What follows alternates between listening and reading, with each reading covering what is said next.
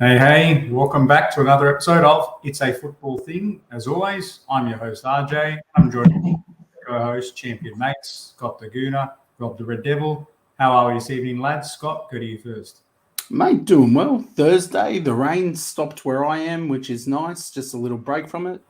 And enjoying some football, enjoying some great football. The rain has stopped in more ways than one, which I'm sure we'll touch on very shortly. Robbie, how you going?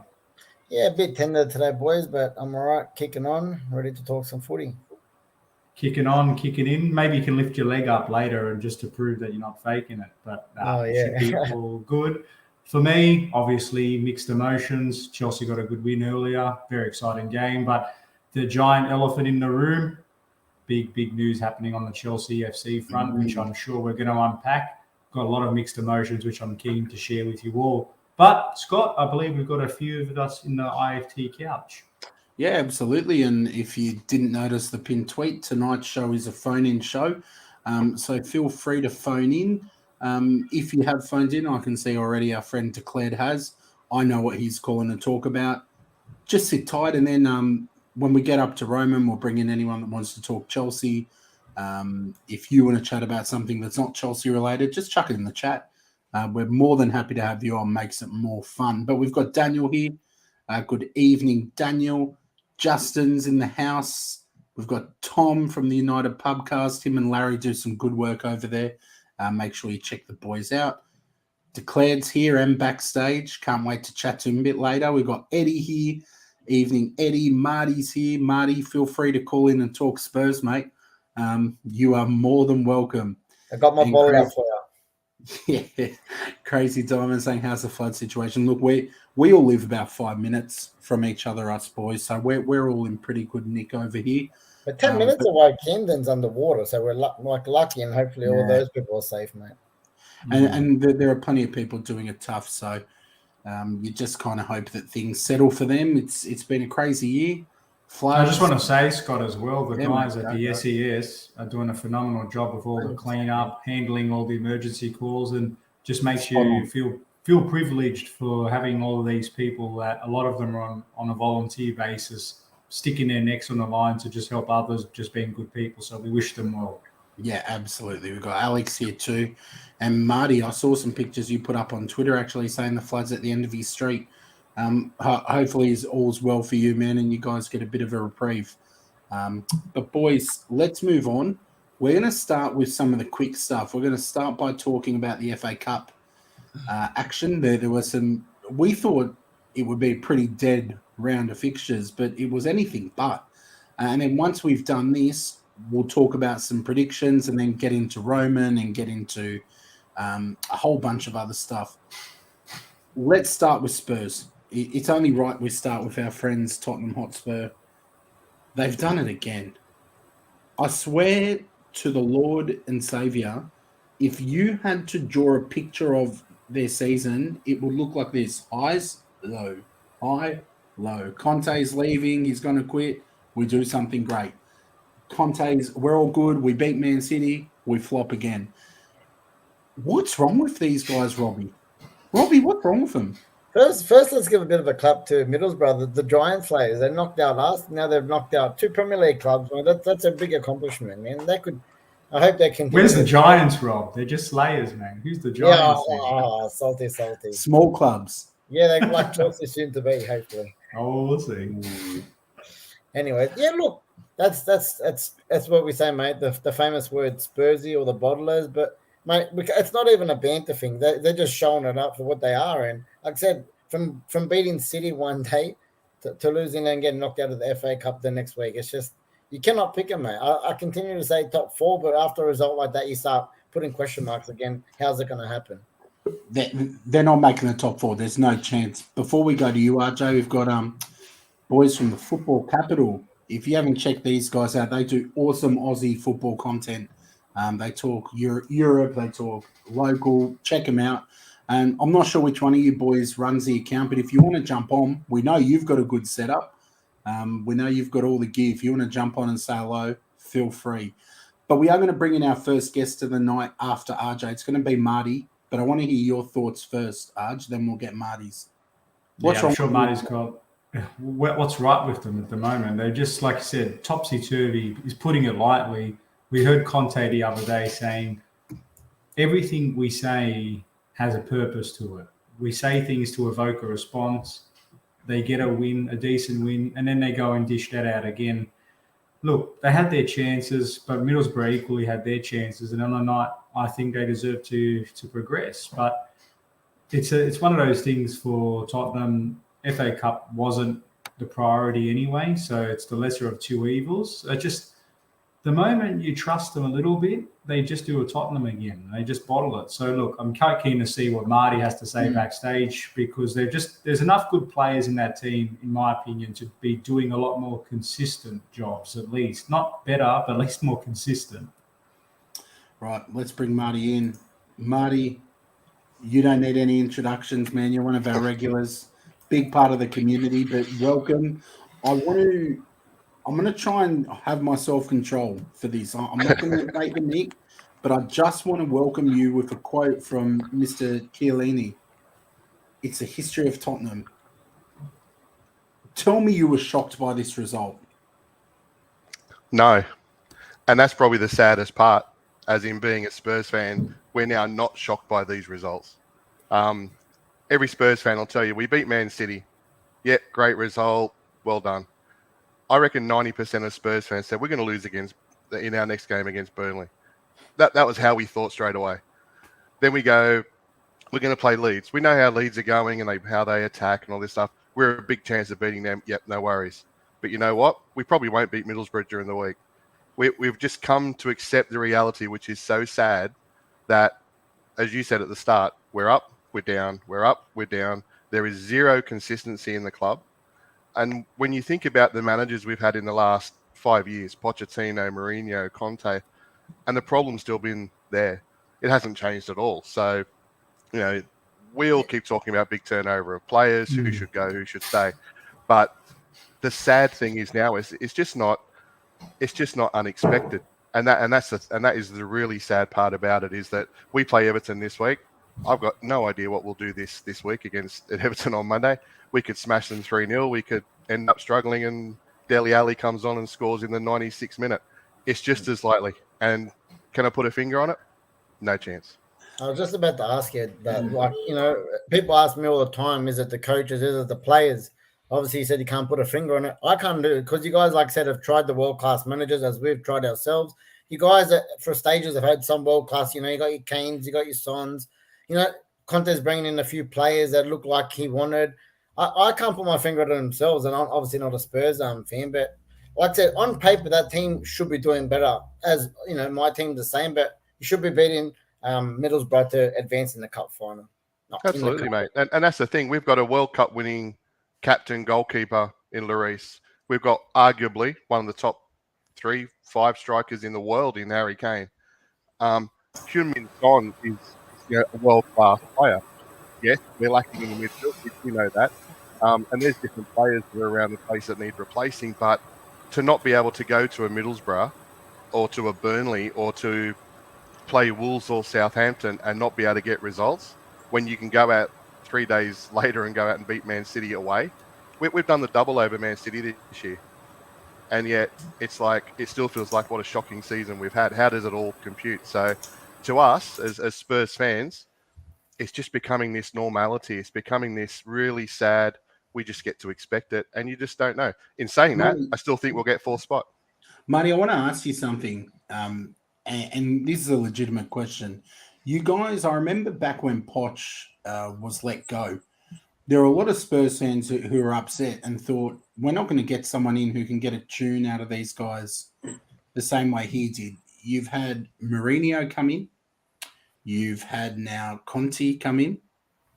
And you've had, who was the guy? Who was Nuno. You've had three managers come in.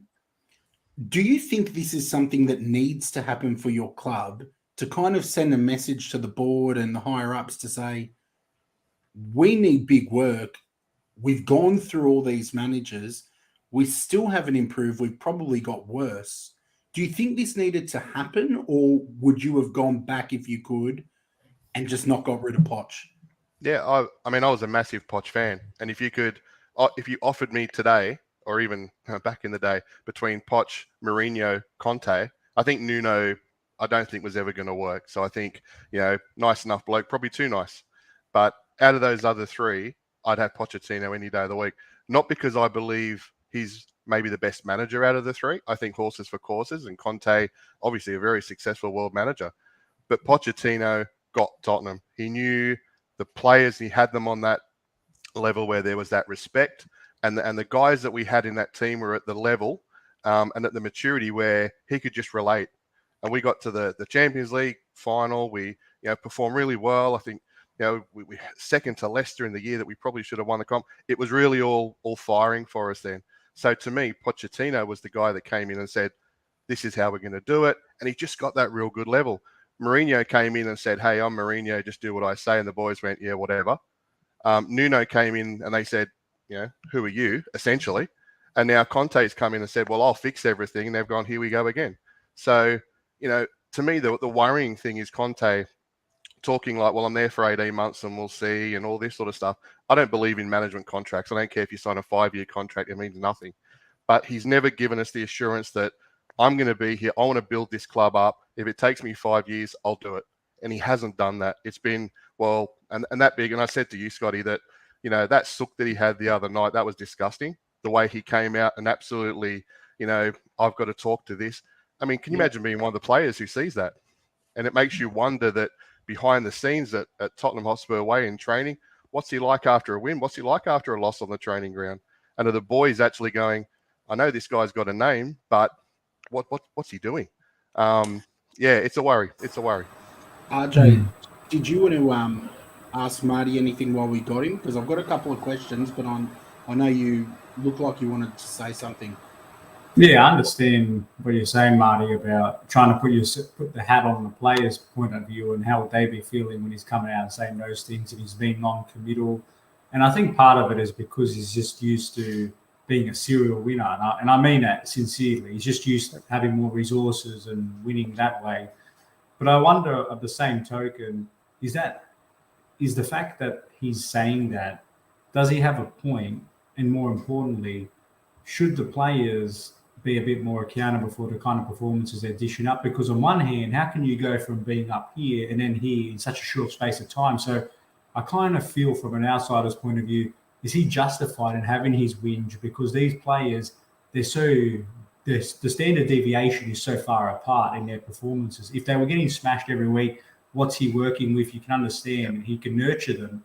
But the fact that they can go and play so good against City, so good against Leeds, but so poorly against Burnley and Middlesbrough, how can one fathom with that? So I can sort of empathise with his frustration. Am I being a little bit too simplistic, or do you see where I'm coming from? No, 100%. And, there's ways and means. I mean, it's not unknown that Tottenham want to, or Conte especially, and the Spurs fans, spend big in the summer. And that's been this whole thing. Conte comes in. I was actually happy with the January window. We got rid of some guys that weren't putting in for the club. We brought a couple of guys in that I think have actually performed really, really well. So I'm actually happy with the window. The whole squad wasn't going to change in that first January. It's probably not going to change in the next one, but I think we can take a really large step towards it. The problem is going to be, if Tottenham is 7th, who are we going to attract? If we're 4th, that opens up the whole thing. So I think Conte sees it as, boys, we've got to do whatever we do to get up here, because if we don't, we're not going to bring anyone else in who's going to be able to, consistently get us into that top 4. And I think that's his problem. And I think, yes, he wants to make his point to the board, and I get it. We've all been making our point to the board for however long, this whole buy the youngster and then loan them out elsewhere and, get this guy in 5 years, he'll be great, but we don't because we sell him after 4. It's just been the same old cycle, and we've just hung on to players too long. People who've gone stale, and we just haven't moved them on quick enough. And that Champions League time that I spoke about before, that was the time to invest and then take that next step. And the club didn't. The club sat back and went, how good are we going? Let's do it again. And it just never worked, and Pochettino was gone. That was the missed opportunity for there. So, yeah, look, I totally get what you're saying, RJ. And I think, Conte with his experience, and I don't know the boards that he's worked with in the past have been differently, but, Levy's made of different gravy. Maybe he wants to do a trade and go and buy Chelsea. Who knows? But wouldn't that be a cool thing? There's a good sale price just for him, Marty. 5 A million. fire And sale. we'll take it. We'll get there soon. Yeah. Marty, I want to throw you 2 questions. We're going to treat them like quick fires because we've got some other results to look at as well. This one, who wins the North London derby, Marty? Tottenham. It's the only game we've got left this year. I'm telling you now, it's the only game we've got left this year is the NLD, and we will win it. And it'll be by 2 or 3 goals. Harry Kane penalty, I'm guessing. That's usually the way. Absolutely. This one, on Kane's situation, the strikers will definitely be moving around. What are your thoughts on Kane at the moment? There's not a lot of noise on his exit. Do you think he's gone, or is he going to stay put? We'll either have Kane and Conte next year, or we'll have neither of them. I was really confident in Kane staying. I thought, no, he's going, he'll stay. But if Conte doesn't get the backing, and I think this will be worked out early because we'll know where we'll finish, I think Conte will stick his hand up and say, well, I'm going. And I think Harry will follow him out. And I'd actually wish the guy luck because he probably deserves better than the dross that we see week in, week out. He served you well. He served you well. Could you see him and Poch at United? Honest question. Yeah, come on, Rob. Stop bringing your Man United. No, it's a genuine thing because, Pochettino is one on the top of the hot list and, they've worked well together and we need a striker next year. Ronaldo's getting old, the Cavani's out the door, Greenwood's in jail. Well, mate, we haven't got a striker. And I could who see... says Poch wants to come to your Tim Pot club anyway, mate? You're nobodies at the moment. Look who's talking, Arsenal. If we're nobodies, you guys are... I don't even know what to say. You could be right there, Rob. You could be right. Marty, it's always a pleasure, mate. Hopefully that rain subsides a little bit for you and things are all well. But thanks for jumping in. We always appreciate seeing you on. Cheers, Marty. Cheers, boys. Good to see you. Good on you, Marty. Okay. We have also got here our friends over at the Football Tragics. A little bit late, but that's okay. We'll take you at any time, fellas. Welcome. Make sure you check the boys out as well. They do some good stuff. Let's look at some other action. We won't go too far on Chelsea's match, RJ, because we're going to spend a large amount of the show. We've already got a few people backstage wanting to talk Roman. Yeah. But your result, geez, it was almost a real worrying match. Happy with the result in the end, though. Never in doubt, mate. I know what game you were watching. We're all over him. Anything to say on that? You're just going to try and slip it under the radar that you almost got done by Luton. I tell you what, that game, it was so action-oriented. From the second minute, they scored. And again, the crowd basically on the stadium. That's how pigeonholed everything is. There was so much atmosphere. You could hear both sets of fans. It was a real FA Cup kind of match. And that's what you want to see. And I think about Middlesbrough. I think about some of these other teams that probably aren't getting enough respect in this competition because they literally put their heart and mind into every tackle. And they just play 120%. So full respect. And I think Luton, they went up twice. I've got to admit, the second goal was just really poor defending. Malang Sarr jumps up out of nowhere. Loftus-Cheek is playing the centre back in the middle of a back three. He can't even make the team as a midfielder. And he was playing in the back three as the centre back there. We just had a lot of makeshift plays and we looked very disjointed.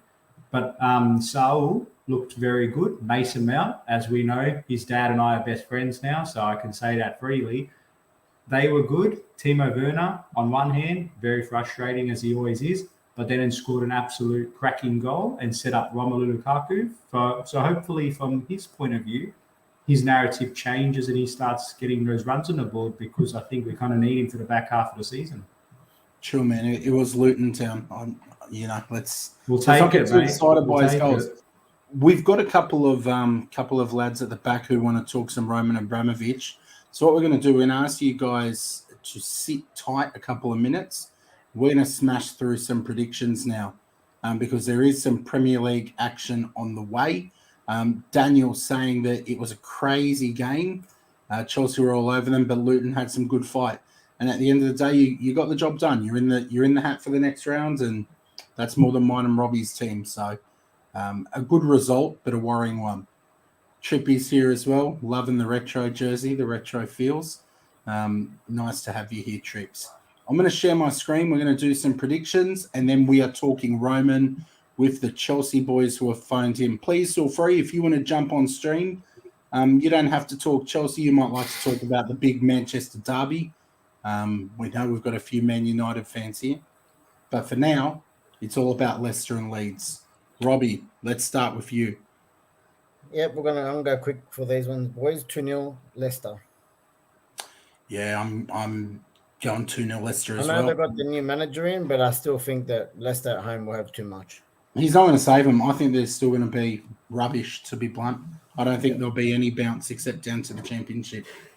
RJ? Rounded off 2-0 for me as well. Foxes. That's rare.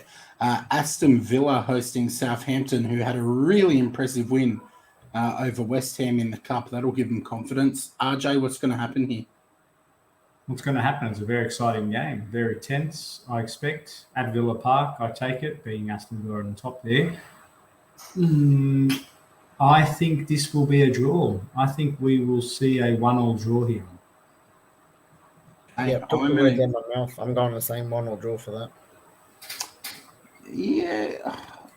Look, I've got a feeling Southampton might do this one. I'm going to go Southampton 2-1. Well, if Amanda Broja double winner, I agree with you, Borgie. But I will go for the sit on the fence. But if there's a winner, I reckon Southampton could get this one.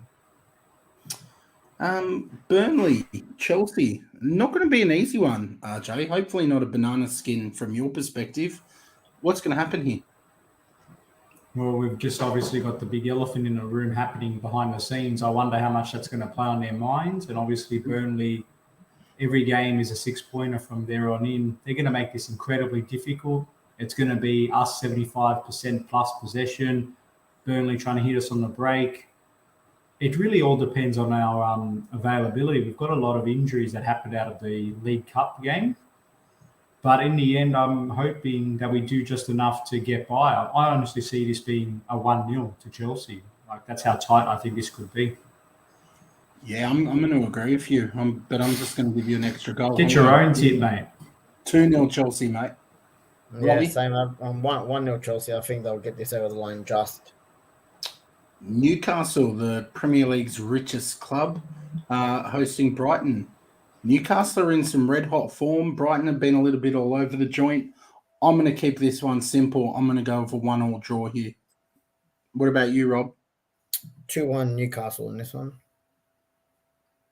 RJ? I don't know. This one, I think this has got a draw written all over it for me. Lock a 1-1 in. Get your own tip, mate. Your famous word, mate. Get your own London club. Let's go down Norwich and Brentford. I think Norwich will take this. I'm going 1-0. Which one do you want to go for it? Nah, I'll go first. I don't think the scary, not so scary Canaries will do this one. I think they will be stung. I'm going with Brentford 2-1. Yeah, I agree. I think Brentford, if they need to win this one to try and keep their hopes alive of staying up, I'm going to go for a 2-1 to Brentford as well. I hope they win and stay up. Robbie, while we've got you, Wolves hosting Palace. What happens here, mate? Mate, I really like Palace at the moment, but Wolves at home. If you're going to put a bet on this, under 2.5 goals for sure. Oh, yeah. Yeah. I don't know. I'm going to go for the famous 1-0 Wanderers for this one. They've had 2 back-to-back losses. I think they need to stay in that race, so I'll go 1-0 to the Wanderers. RJ, what about you? Unless Conor Gallagher's not playing, Wolves are not going to get a clean sheet. I'm that confident. I think the Eagles will soar here. It's going to be tough. Lock me in for a 2-1 win to Palace. Wow. I'm going to go 1-0. Bit of a bold prediction. 1-1 here. I think they'll split the points. We've only got a couple left before we jump onto Roman Abramovich. And the first one that we're going to talk about here should be a cracker. Liverpool-West Ham. I'm not going to go first because I need more time, but hopefully you're ready, Rob. Yeah, I think Liverpool do this 3-1. Arch? Well, if they have the same ref from the League Cup, they should get all the help they need. So I'm not salty, obviously. I think they will do just enough as well, frustratingly. I think 2-1 to the Reds. I'm going to say that Diaz is going to score a goal too in this one. He's good, isn't he? He's a good player. He's really electric, eh? I like him. Mm-hmm. Wow, this is an interesting tip from Crazy Diamond. 2-2. Look, Well, I'm sure Man City wouldn't mind seeing that result. I'm going to go with Liverpool to win 2-0. 2-0 in that one. Watford Arsenal, I'll do the honours. we're in good form. I can't see us stumbling here, but mate, knowing us, I wouldn't be shocked if we did. But at the moment, we're looking good, and I'm feeling a 2-0 to the Arsenal. What about you, Rob? I don't know. I watched us against Watford last week. Not get the points. Look, you guys. I have to say, you guys dug in and got those big points last week. So I'll go 2-1 to Arsenal. RJ? I know my heart's telling me, come on, Watford, be good for something. Stop being useless your whole lives. But nah, Gunners for me. They'll do enough here. Lock me in. I'll go 2-0 to the Gunners. Yeah, I'm feeling Eddie's pain on this. These 1 a.m. Monday kickoffs are killers. I call them week killers because you don't recover for the whole week once you get to my age. Especially if you don't win, Scott. That's the worst part. That's a really long week. We're not going to talk Man City or Man United yet. We're going to save that till after Roman, if that's all right, just in case any United fans want to jump in for that. So let's leave that, but don't let me forget, Robbie. No. Spurs and Everton is the last one. That'll be on Tuesday morning. I might start with this. It would be completely Tottenham-esque for them to get knocked out to Borough, but then come in and inflict some misery on Frankie. So I'm going to go with Spurs to win this 2-1. What about you, RJ? I don't know. Frank maybe can have his mobile phone so they can ring him straight after the game and apologise for some more VAR controversy. But all jokes aside, I expect very tough game for both teams. Tottenham to bounce back, but Everton getting desperate themselves. They played well against City. I think it depends how confident they are. I reckon they can get a job done here. I'm going to go 2-1 to the Toffees. Easy. Okay. Now it has Hold on, been... I've got to put my tip in, mate. Oh, sorry, man. Sorry. Whatever you said, Scott. 2-0 Spurs, mate. 2-0 Spurs. There you go.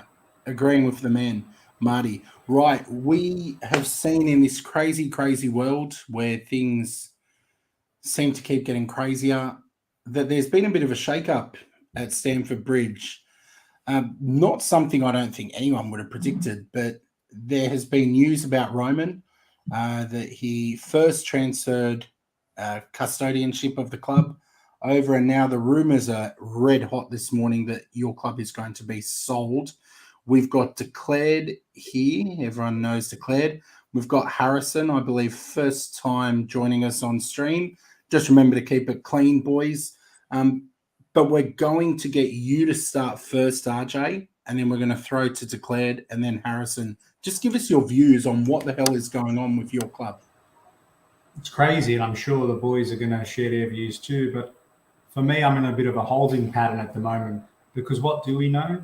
What we know factually is Roman confirmed he has to sell. He said that, his official statement, doesn't want to. It's in the best interest of the club. I thought his message was quite sincere. He has the club owing him 1.5 billion. He's said that he's not going to ask for that to be repaid. The net profit sold from the club will be put into a charity set up for the victims of the Ukraine-Russia conflict, apparently. So long and short of it is, we know he needs to get rid of us now. It's going to be a bit of a protracted process. We understand there are a few buyers in play. They all have differing motivations, apparently. But until we get some more clarity, because it's rapidly evolving by the second, I'm quite conflicted with how I feel. You've got to remember, this guy's come in 2003 when we were on the brink of bankruptcy. And he, along with many other fans now, has brought the most fruitful part of our history. He's delivered everything. We have won everything under him. 5 Premier Leagues, 2 Champions Leagues, a couple Europas, the Club World Cup, numerous FA Cups and League Cups. We've a couple now Super Cups as well.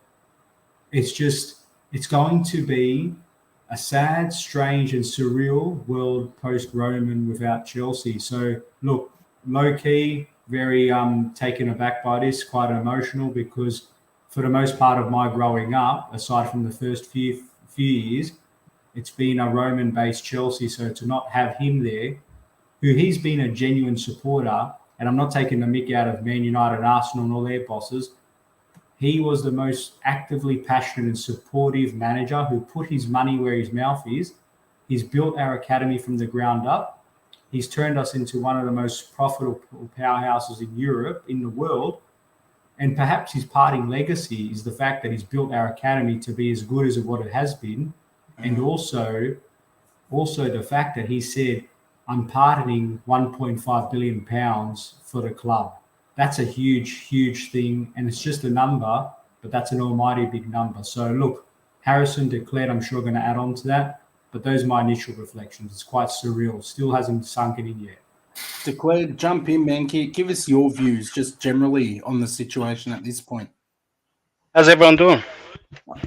Mate, great. Great. I know Scott's loving it.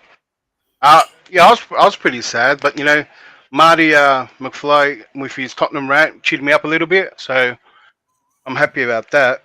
But I think everyone's feeling like what RJ's feeling, all the Chelsea fans, because just like you said, like Roman's achievements. Well, what was it? I think I got up here 5 Premier Leagues, 5 FA Cups, 5 League Cups, 2 Community Shields, 2 Champions League, 2 Europa Leagues, a Super Cup, and the Club World Cup. And the Club World Cup is kind of like, it's a bit iconic now that finished the whole set of trophies, and now he's parting ways just when we got it as well. So it's a bit iconic with that. But I mean, why everyone's a bit sad is because the chance of finding another Roman Abramovich as an owner is going to be slim. You won't. You won't. You're not going to find it. And my biggest fear is that we're going to end up like Arsenal, Man United, calling heads on a owner. I'm throwing my punches too, mate. Yeah, so my fear is that after I see you guys protesting and that, I said I don't want to be like that. But you know what? There is some positives as well. Like RJ said, you're getting, like the Saudis might be kicking themselves, 6 months, too early, because this is one of the best, clubs that someone can get at the moment. This doesn't come along pretty easily. So that's why there's so many names, so many suitors, and Roman Abramovich wiping out the debt at 1.5 billion, and he's not doing a bidding war. He's not taking the highest price here. He's going to find the best suitor. And there's so many wacky suitors, so many names out there. I mean, you got Conor McGregor. From Conor McGregor to, Elon Musk, like, put our new stadium on Mars and that, call it Mars FC. And I mean, it's going to crazy. I think the fact that everyone is putting their hands up goes to show that we might find a good suitor, but I'm worried about, they don't use us for money, investments. They can, the biggest positive I have is that the fact that it could be someone that doesn't know about football as much, and they come in and they trust Tuchel more, and they build around Tuchel more, and he has a bigger influence on the club, right? Perhaps. And you know what? Straight away, they're going to want to make an impression as well. So big name signings from the get-go, all under Tuchel, and I think that something maybe we were worried about whether Tuchel's under pressure, that he gets more time and patience. He might have got that under Roman as well, right? But now it might happen, and maybe some positives can come out from a bad situation. So that's a little positive I'm looking for. I want to throw to Harrison on this, and I know it's the first time Harrison's called him. First of all, welcome, Harrison. Hiya. Nice to have you, Hey, man. mate. Thanks for calling in. Look, Declared saying that he can see maybe some potential positives. RJ obviously sharing the emotional part that he's grown up like a lot of Chelsea fans in this golden era for Chelsea. Where are you at with the whole thing at the moment, Harrison? It's a very weird one for me. I tweeted last night because in my life I've only known a Roman Chelsea, so to even contemplate having a new owner is just a baffling one to get your head around. And if you go back 2 weeks, this wasn't even a thought on anyone's mind. But then because of other events, it's only come into the spotlight and then accelerated to the situation we are now. So I am sceptical because, as Declared and RJ have said, you're not going to get another Roman, someone who loves the club as much as he has, basically puts his whole life into it and ensures he gets what he wants out at all levels. That So I remember Claire mentioned all the trophies the men have won, but then you've got the women as well who've had great success themselves under his ownership as well, with the WSL, FA Cup, Continental Cup, etc. So it's going to be a weird feeling when whoever takes over, what we don't know what they're going to do or their aims, but all signs point towards Roman wanting to leave the club in the best possible position, which I think is just credit to his whole time as the owner. He cares about the club first and will put anything, even put his own personal interest as such behind that in a way. So it's just a really weird, and I think RJ said it as well, just a surreal feeling. It's not one anyone saw coming, and it's going to be an interesting time in the coming years as a Chelsea fan for sure. But I don't think you see all the rival fans, some rival fans on Twitter and social media and stuff, thinking it's going to be the end of Chelsea and stuff. I don't think it's going to be anything like that. You've still got the infrastructure there, and as I mentioned before, Roman's looking for the best possible suitor. So there's going to be no difference there. I think just business will go on as usual at Chelsea. I want to throw to you, Robbie, on that, because Harrison did mention rival fans and look, I've seen a lot of the chatter where people seem to think that because Roman's selling, Chelsea are going to become non-existent and drop down to the Championship. But as a rival fan, Robbie, and someone who knows their football, do you think this is really going to set Chelsea back in the long run, or do you think they've got all the ingredients there already? I think it's really a 50-50 call. And from what my personal view is, I've seen Roman as well, obviously, like as a rival throughout the years, and I can honestly say he's someone that has dedicated a lot of his time, money, and his heart to the club. And I don't see him selling to the highest bidder as a bidding war, as Declared said. I do see him trying to sell him on to someone to continue his legacy, and and I'm sure if I was a buyer at the same time, you'd want to. If you're going to spend $2 billion of your own, you're not going to spend $2 billion and want it to be something that's going to go down. You want to turn it into an asset that you can make more money out of. So I think that could be a big part of it.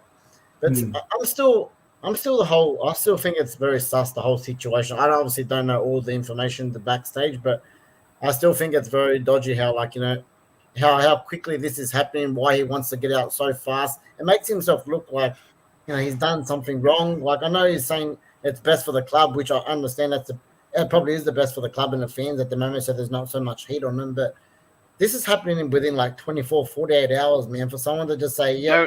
No, Rob, it's been happening for 3 years.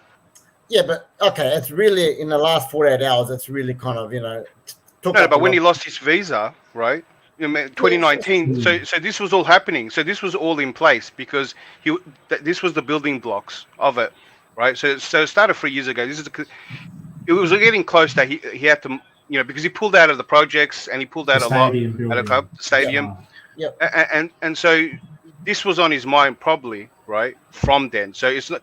So the fact that this was probably just sped it up a lot more. Yeah, the nail in the coffin. So that's why it happened so quick. So to think that he's guilty in that, because you got to understand, and people don't know this because the UK media are so bad, right, that he's the most famous Russian, and that's why they've gone after him. He didn't start the war. If they talked about another Russian, no one will care, right? So they go after Roman because what no one knows is that Roman's a Jew, right, that was born in Ukraine and raised in Ukraine. He has big ties to Ukraine, right, and his only ties to Russia are business related, right?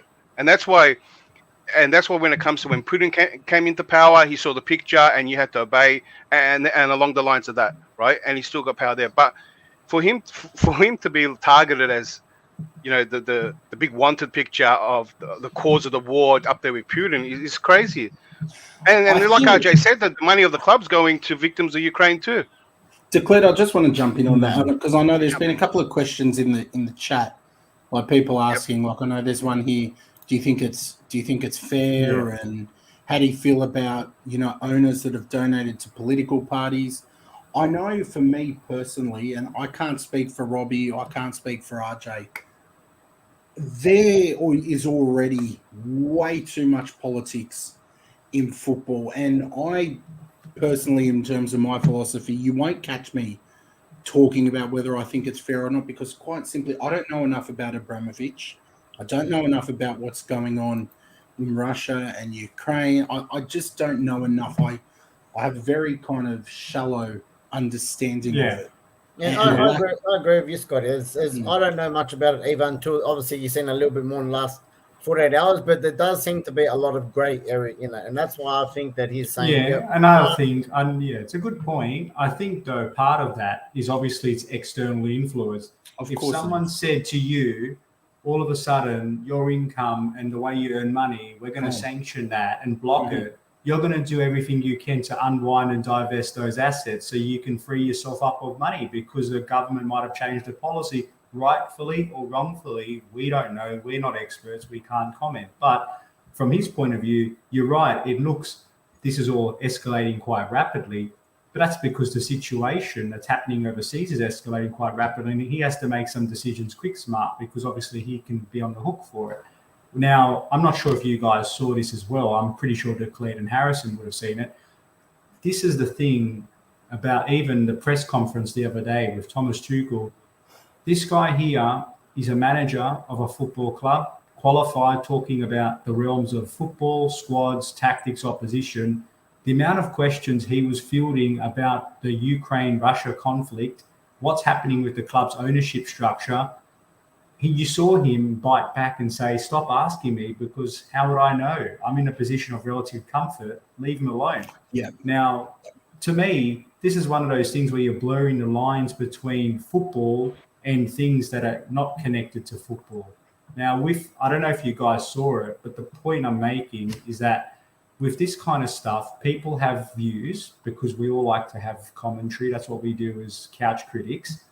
But with people coming out and questioning Roman's ethics or questioning other owners' ethics, we can only comment on what they've done in the business of the club they own.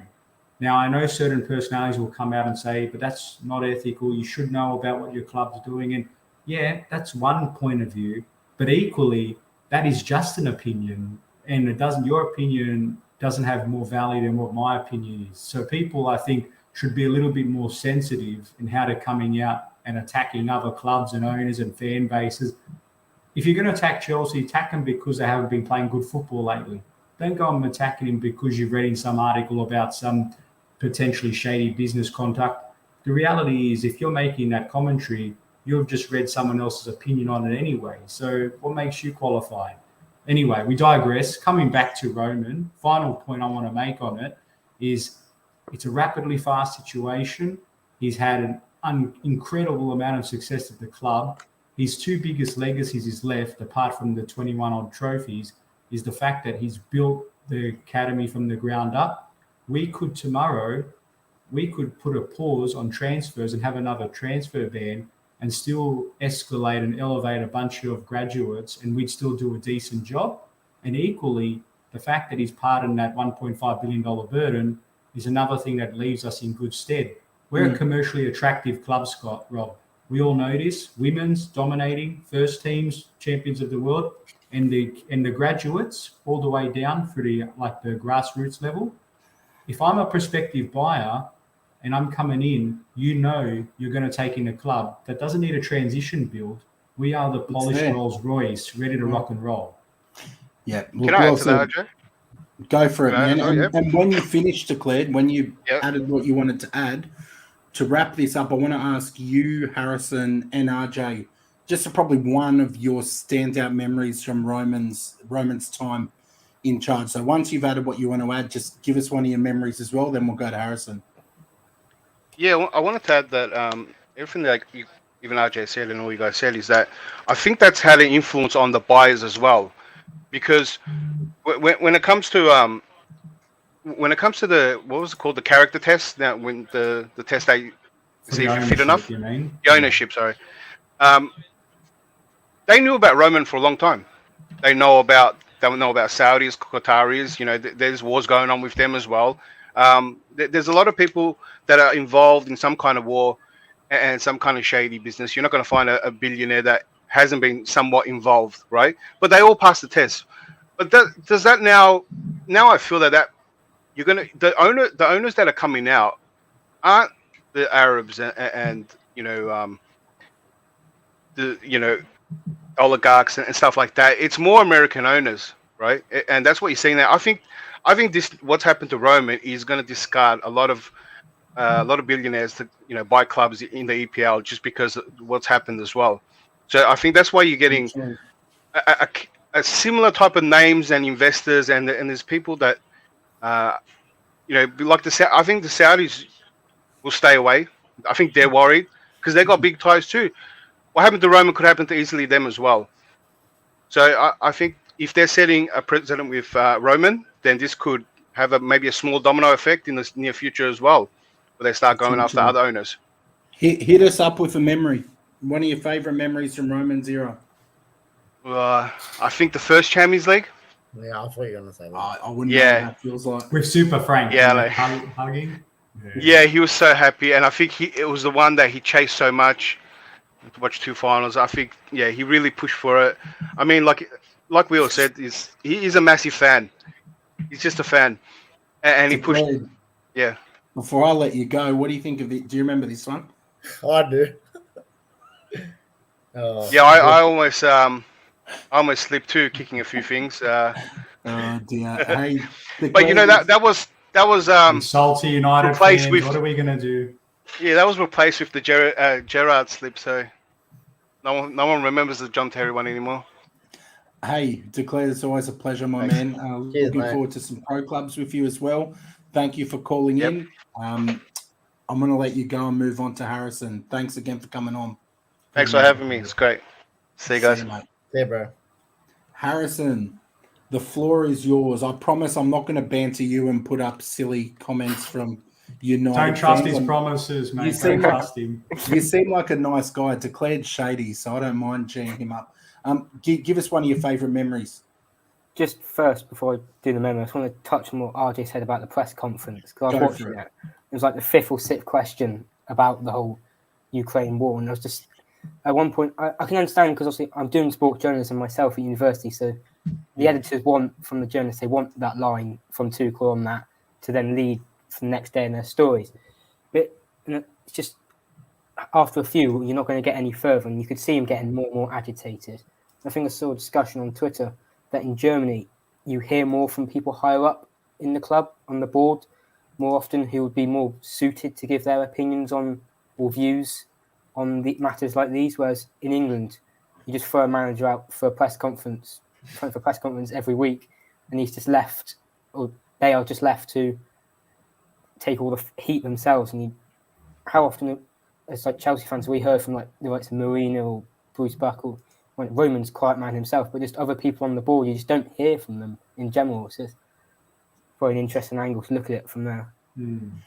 I didn't hear the interview, but I did hear that Tommy Tuchel did handle it with class. So I didn't hear it, but I did hear good remarks from it. Robbie, I watched it, and I actually felt, and I've got no love for Chelsea, but I actually really felt sorry for him. I felt like the way they were questioning him and trying so clearly, he looked visibly uncomfortable, like similar to what I just said. Like he was saying, "I'm not a politician." You want to ask? It wasn't the first time, Scott. He gave his official position on that. Not even at that press conference. He had another press conference when it started. So why do I keep asking the same kind of question? Ask him a football question. You're a football manager. You've got a football brain like Thomas Tuchel sitting there, and you're asking him about political stuff. It's ridiculous. And the fact that Spurs fans, Arsenal fans, United fans are all sticking up for Tuchel, that says a lot. Harrison, I'll let you wrap up your point, man. Don't forget to leave us with one of your great memories. So I just agree with everything you said there. It's just he just looked so uncomfortable and uneasy with himself. We've come so accustomed to seeing Tuchel so assured in his press conferences. I think that's been one of the key things from his regime so far. But then that was just out of character from him. You could see how it was just annoying him. And I think Rob said it well there. He came across in the right way. He said his point clearly. And I think after then the journalists got the hint. And going forward, I think it'd be the same from now. So then to wrap up, I want to agree with Declared for the first Champions League, but I was quite young, so I don't really remember much. So I'm going to go with the second Champions League win last summer, first proper one. It's good when you have a Remember. couple of them, Scott. I'm sure one day maybe you'll be able to empathise. So Rob Mate, the can. closest we got was Barcelona, and I'll never forget that morning, ever. Yeah, so just finish off, it was just so perfect the way it all came together. Obviously, the disappointment of Lampard being sacked mid-season, but then the way Tuchel came in and all the squad pulled together and put together the dominant run, really. We weren't in trouble at any stage in those knockout rounds. Harrison, well said, mate. It was an absolute pleasure having you on. Make sure you've hit that sub too, because we would love to see you back in the live chat or on the channel sometime. You sound like a really clever young guy. So sure, I'll keep an eye out for future streams. You'll be asking those questions of Tuchel one day, I'm sure. Hopefully, fingers crossed. See you, mate. Cheers, guys. Cheers. Don't you love a phone-in show, boys? Isn't it nice to hear from just some different faces and voices and different perspectives? It's always a pleasure, but not when you've got people like Tom coming in, like Roy Keane, studs up, trying to throw those comments. I'm not sure what that's about. We might have to make that right on March 26th, Tom. Oh dear, look, we left out a fixture before we left out the Manchester derby. I'm going to come to you in a tick. Obviously, Rob, you're the man for this match. I feel like there's not much hype about this game, and I'm wondering if that's because you guys are just on completely different levels at the moment. But we all know what a derby's like. Anything can happen. Anything can happen. Just give us your inside word on this, Rob. Well, if I can wrap it up, mate, I feel like the image of me right now, like Roman in the chair, that's how I'm going to be on Monday morning, if I'm going to be honest with you. Look, man, I'm not looking forward to this game. I can't believe it. We actually have an amazing record at the Etihad. Like they haven't beaten us at their home ground in 3 years now. So a really good record. We always seem to get a win there, no matter what form we're in. I'd be amazed if City drop points in this game, considering how close Liverpool are behind them now. And like I said, our first game at Old Trafford was pretty much a City training session. I don't know. I think it'd be more Spursy if we actually got a result at this game. From again, we've had some bad results ourselves this year. So, look, if I'm going to do a prediction, I'm going to go for another 2-0 to City. I can't see anything more. When we create a million chances, we still can't hit the back of the net, and I just don't see us keeping a clean sheet against the might of City. RJ? Yeah, I can see where Rob's, safeguarding himself. His heart's going to say United. His head's going to say City. We've got ourselves. Just quickly, every year we play away, I always put a bet on us because right now I had looked at we're paying $9 for a win, and it's normally a good collect. So if you're going to put money on something in the punters club, put some money on a $9 win, or even $5 for a draw, mate. Not that we condone sports betting of any kind on this show. No, certainly not. Of course, but my point of view, and maybe this is being a little bit biased towards the top part of the ladder, I actually think this is going to be one of those banana skin results for City. Honestly, I kind of see frustration. They've shown vulnerability defensively. Hey, if Tottenham can get a win against you, you're with a shout, right? You're similar. You're at a similar level. No, but they play a very high line as well. And I think with the pace of United, they're going to sit back and absorb a lot of pressure, you'd imagine. But if they can get the likes of, Rashford into that pocket of 30, 40 yards of open space, they're there for the taking, man. I could see this being – I don't think you guys will win it because I still think you're a bit defensively vulnerable, but I could see a 1-1. Honestly, I'm going to tip a 1-1 here. One man, Cristiano Ronaldo, the GOAT.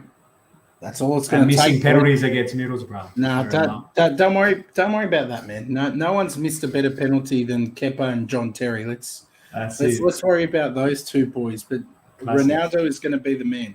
You're going to take this game 1-0. You're going to blow this title race wide open. But the good thing for me as an Arsenal fan is after you win this one, you'll probably lose your next 3. So I'm still not worried about you for top 4. But I think it's in the script. This is the kind of game that your Cristiano Ronaldo's of the world live for. He's going to score. You're going to win 1-0. I'm telling you now. You heard it here first. We don't condone betting, but bet on it. You're bigging him up, mate. I think you're a bit worried about your fanboy going downhill, mate. He's in a dramatic decline at the moment, but I wouldn't be surprised. He's mate. So is Thiago Silva. He's playing better than ever. You know. Let's we not won't go talk about down it. that hole. Yeah, that's it. Yeah, look, boys, that's just my honest opinion.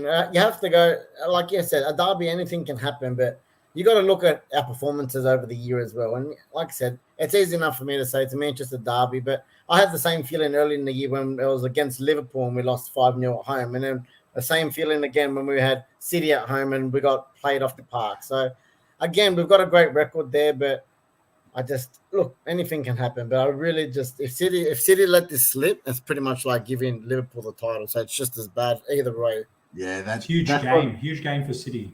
That's what the lads of the football capital are saying. You always put yourselves in a position where you beating City helps Liverpool, and I know that would burn you, Robbie. 100%. I'm not gonna ask you if you'd take an L to City if it meant Liverpool don't win the league. I won't ask. Okay, I'm not scared to say it, mate. I'd rather City win over Liverpool. It's not hard to say, mate. You'd lose the Manchester derby if it meant Liverpool don't win the league. 100%, mate. I'm already burning that they're back on top of their perch, mate. Now 1 or 2 trophies in front of us again, mate. Nah, you're not being serious, man. Mate, trust me. At the end of the year, you don't want to lose the derby. No one's going to remember a Manchester derby. I will remember freaking Liverpool fans singing 20 times for the rest of my life, and I don't want to hear it. Archer, I can see some sports betting. This is, you know what, this actually makes me concerned now with my logic then, because I'm thinking that these players are going to play with some integrity. But if they're thinking a lot like Rob, I can see a big tank here. They're going to get absolutely hammered. I'm nervous now. So I don't know, Rob. You're making me a bit skeptical that United, are they going to get rolled over here or what? Before we move on, a couple of good comments in the chat. You mentioning Rashford in space has wound up the fans. If Rashford gets into 40 metres of space, he'll still find a defender to run into. Tom. They've turned on him, mate. They've turned on him. Poor Marcus. Mate, look, you know what? If he's the kind of player that would fit Project Youth at Arsenal, we'd take him. Harrison's in here just acknowledging Marty, and Harrison, again, big ups to you, man. You're an absolute champion when you came on. The Tragics agree with Rob. Tom agrees with Rob. These Man U fans are incredible, honestly. What's wrong with these guys? Mate, I would not take a loss to Spurs. I wouldn't care what was happening. Even if it meant Chelsea win the quad, I wouldn't take a loss. But this isn't even the last game of the season. That's the best part. Like, this game here isn't the only one that's going to influence the outcome. The question I asked him was, I did tell him, like, would you take the loss if it meant? Yeah, fair call. Mate, Man United fans, shame on all of you in the chat. I'm judging you here. Shame on you. You never want to lose your derby. What's wrong with you? They're so protective of that 20, aren't they? We are, mate. Trust me. We all know what Liverpool fans are like, boys. Come on. I know. Look, maybe I know Arsenal fans haven't got much beef with them, but I know even the Chelsea have a bit of beef. We're good with Liverpool. Cat's my ally. Bring her back. Bring her back. Honestly, the Tragics, football capital, Tom, you're all lucky you didn't call in, because I would have had to roast you if you called in saying you'd lose your derby if it meant Liverpool. Hey, what about, did you see just quickly, Rob posted up before, Jamie Carragher coming out and saying Liverpool and United are the biggest clubs, always will be in the Premier League, and no matter how many titles City or Chelsea win, they'll never be bigger. To me, I understand the sentiment he's saying, because they're up here now, both of those clubs, proud histories, won it all, done it for a long time. But to come out and say that, it's like, why are you flexing for, man? In 50 years' time, you don't want to be hanging on to the History Channel. You want to be looking forward. Look, I agree with what you're saying too, Art. I just think, again, it's like I explained to you before. It's like saying a Bayern's always going to be the best in Germany, or Juventus is going to be the most famous in Italy. I just think, and for how long those two teams dominated, when people think it's just like I said, because we've grown up with as of now, that's what I'm saying. Now, exactly, but that's why I said until they take over in all aspects, trophies, globally, franchise. I still think that a lot of those clubs, look, you're definitely catching up, and City. I still think you guys are in front of City, but I still think all of those below those two teams have a lot to catch up to get the pinnacle and say they're the best in England, kind of thing. A lot of people will say Man United and Liverpool, best two. Oh, for now, for sure, and probably for the foreseeable future. But what I'm saying is, like how you phrase it, until City and Chelsea can 100%. do it consistently for the Who next says 20 Chelsea, years, man? Don't pick yourselves up. won't be It'll be Arsenal. City.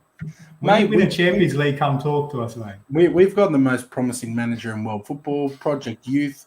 And I would just say to anyone who wants to have this whole which club is big debate, 3 words. Is yours gold? Oh, my God. Here we go. Is yours gold? Have any of you gone unbeaten?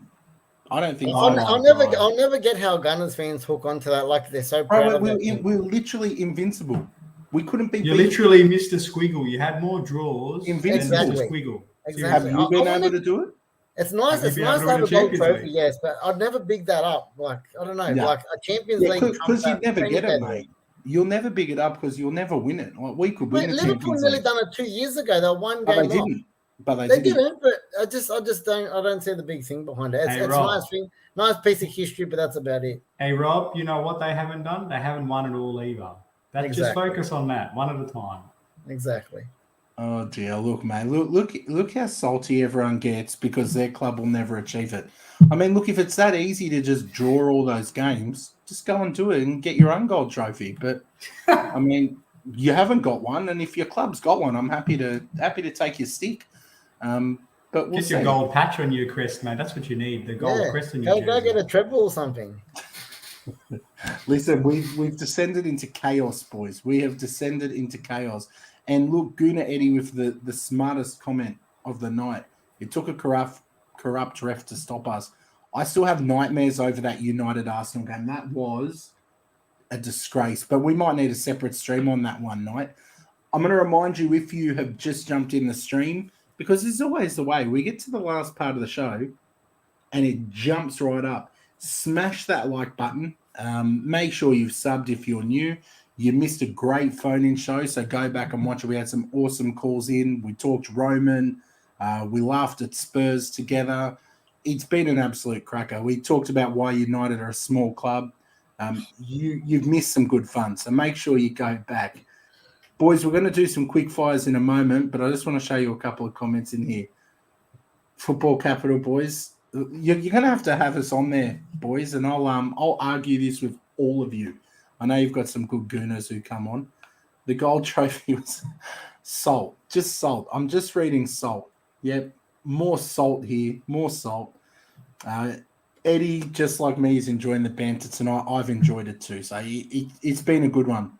Now let's move in to some quick fires. Do you want me to go first, boys? You can go first tonight, Borgie. All right, and live chat, feel free to jump in.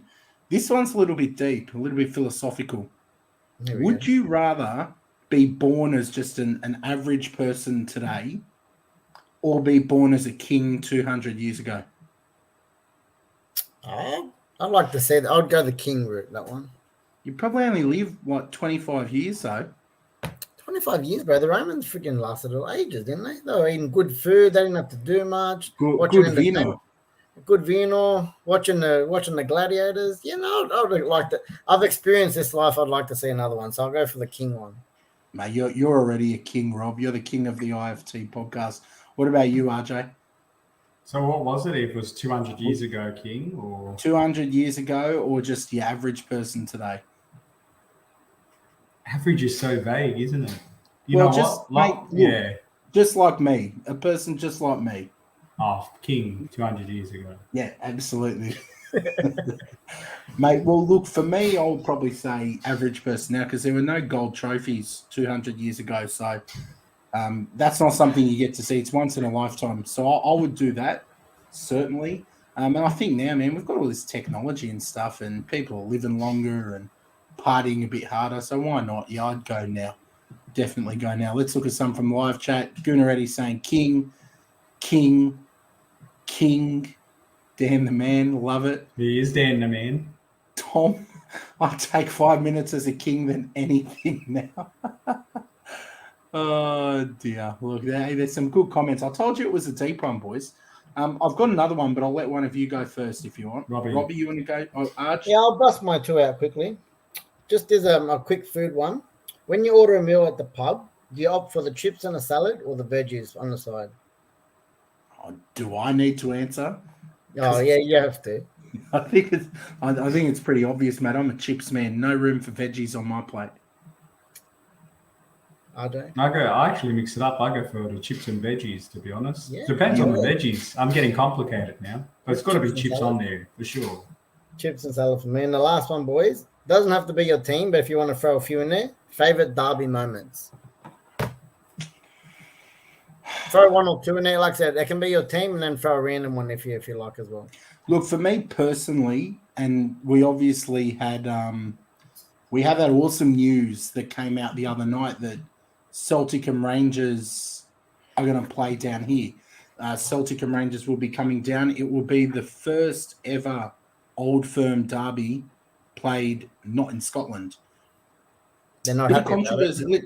Let's just quickly, before I get into my memory, let's just chat about that for 30 seconds, boys. It's crazy, the reaction to this, because a lot of the fans over there in Scotland are really against this idea of that derby being played in Australia, seeing it almost as taking away from the shine and the gloss of that. I for one am pumped. I'm really pumped to see Celtic and Rangers play down here. I don't care about Sydney FC, don't care about the Wanderers, but to see those two play, it's a big deal. Did you see any of the reaction to this, RJ? And what do you think about that? I putting my fans hat on, I can totally understand where they're coming from. This is a big occasion for them, and they want to make the most of every single derby that happens. So definitely I can totally empathise and sympathise with them not wanting to have this moved over to a foreign country because it's such an important fixture for them. It's a spiritual thing. I don't know if we can fully appreciate how immersive that experience is from start to finish. It's a huge affair, but equally, and we're being a little bit, what's it called, selfish here. This is huge for us too, as international fans that don't get to live and breathe these big types of matches because of our geographical proximity. So, look, there is no right or wrong here. The reality is we just want to be able to watch a high-quality game of football between two of the most traditional teams in the world. Robbie, your thoughts? Do you think the Celtic and Rangers fans are right to be blowing up about this, or do you think no, like it is what it is? No, I really don't see the whole point in it, to be honest. Like, yeah, why not? Everyone's going to go. It's a bit of a tournament. Like I said, they're going to probably get a good payday out of it, which I'm sure they won't complain with later on if they're going to, if it goes pumps into the club and buys them a few players and stuff. Look, I'm a Wanderers fan, and like I said, I always any type of big international teams that come out, doesn't matter if it's my team or not. I've nearly gone to all of them. If it's Chelsea, if it's Liverpool, if it's especially at Sydney, man, it's 20 minutes down the road. Any chance to see a European powerhouse with their history, I'm gonna go watch it, mate. Yeah. Oh, look, I know. I dare say all three of us will be there that evening, and hopefully bumping into a hell of a lot of you down there as well. But back to your question, Rob, favourite derby moments. The reason I brought that game up is because I obviously got to watch an Old Firm many years ago, and Scott McDonald scored a very late winner in that match. It was 1-0. He scored in like the 92nd minute, and it was at home. It went absolutely mental. It was probably the greatest footballing atmosphere, like in a moment, that I've been in. So that was definitely for me a favourite derby moment that I personally witnessed. But yeah, God, there's so many. I'm going to have to think about an Arsenal one. RJ, you got one, and there's heaps of good ones in the chat that we're going to bring up too. Yeah, for sure. There's two that stand out. Firstly is the Chelsea 6-0 against Arsenal, Wenger's 1000th game at Stamford Bridge. Unbelievable. Pranav's, yep, we all agreed. Unbelievable game. Poor Arsenal, top manager, not on that occasion. Jose got the better of him, the specialist. Also, Chelsea's 2-2 at the Bridge against Tottenham that season. That was the Battle of the Bridge. Fantastic atmosphere, had everything, but it's just one of those kinds of atmospheres you love watching. You're against a bitter rival, and even though there wasn't a winner on the day, it was just made for really exceptional viewing. What about you, Rob? Look, I know Tom's got a few in there. I think you can't go past the overhead kick from Rooney in the Manchester derby, at Old Trafford. That was pretty crazy. A couple of years back, Inter and Juve, we came back from 1-0 behind. I think Higuain got 2 goals in the 90th minute, went 2-1, and that was the season we turned around. That's when we overtook Inter to win the Scudetto. That was a massive, really, really good goal at the San Siro. And just another one that pops into my head randomly all the time. Again, not my teams. About 6 years ago, I think it was a Merseyside derby. Phil Joe Kielka, I don't know if you guys remember it. Mate, I think it was 91st minute. Yes, and on the volley. Honestly, it's just one of those goals that I'll never forget. Absolute belter. He's hit it on the half volley, top corner. Just a belter. Just outside the box, wasn't it? Oh, mate, just honestly, I always remember that goal. Cracker goal. This is an interesting comment here. My mate works at BBC Scotland and works with Rangers, and he reckons there's a chance they could both pull out if the fans kick off. Tell you what, I can't see them pulling out. When something like this gets announced, they've just announced it, yeah. Man, there is a lot of paperwork and management and planning. Well, it says a lot, doesn't it? Just how much the clubs are not hostage, but they can't even make decisions autonomously without a fear of a backlash. It just shows that they're out of touch with the fan base or not in charge.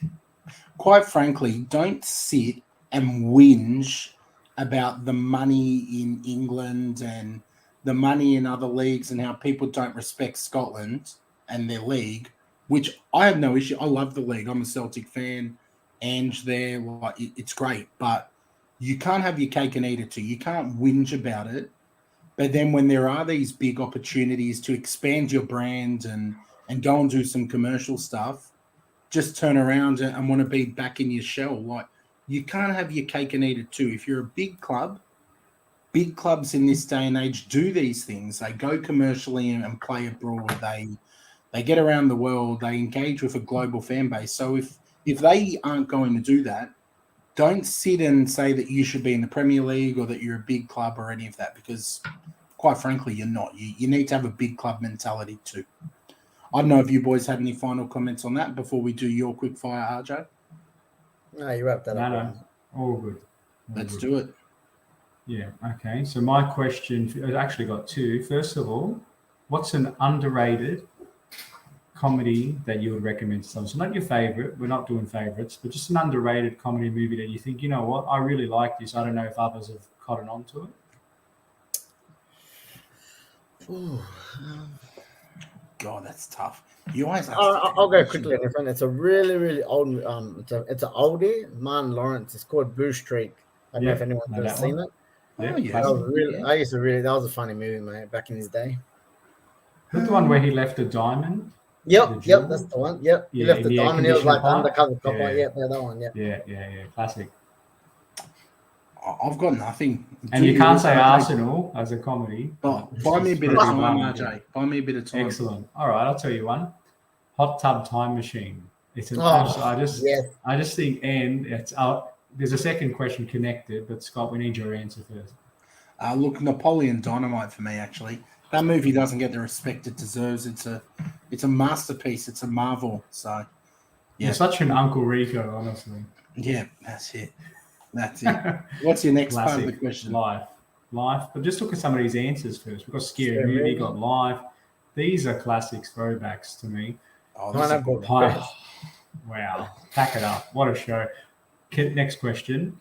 So thinking of Hot Tub Time Machine, there's a part in that movie where they travel back in time and the guy he steals the Google idea and renames it Google. Yeah. Basically, my question is, if you could go back in time to invent something, that's classic. If you could go back in time to invent something, what would it be? I'm so bad with these questions. I don't know. Buy me some time, Borg. I don't know. I haven't got. Yeah, no. Look, I'll go good. I would want to invent YouTube, maybe, because such an easy job for the owners. Everyone does the work for you, brings the people to your channel, but you reap the reward. So I would like to invent some kind of social media or YouTube or something like that, I think. Look, I'll have to go with something a bit out there. No one's done the flying car yet, so I'd have to do a flying car. Or even that from Back to the Future, mate. That skateboard looked pretty good, mate. It actually made the hoverboard. Yeah, hard. They predicted the Chicago Cubs. Remember, that was incredible. Yeah. I'd actually invent the internet. Like knowing what we know now, having the rights to say that you invented the internet, knowing the digital age, that would be incredible, I think. Would you call it something else, Arj? Yeah, RJNet. Yeah, RJNet.